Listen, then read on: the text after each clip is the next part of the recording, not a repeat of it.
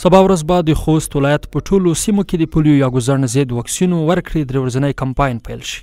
د مسؤلینو په خبره چې دغه کمپاین په جریان کې به شاوخوا 3,60,000 د 5 کلونو کم عمره ماشومانو ته د ګوزڼ ضد 2 څاڅکي واکسین ورکړل شي. دوی همدارنګه له ټولو خوست میشتو غوښتنه کوي چې په دغه 3 ورځني کمپاین کې خپل ماشومان واکسین کړي.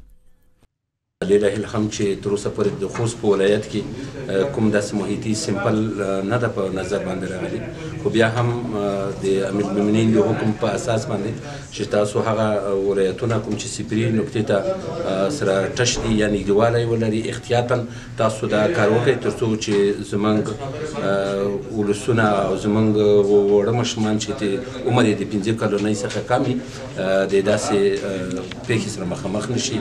دنیا عالمان هم له والدینو غوښتنه کوي چې خپل ماشومان چې عمرونه یې له 5 کلونو کم دي واکسین کړي. د دوی په خبره چې له ناروغیو وړاندې باید ځان ساتنې ته پام وشي.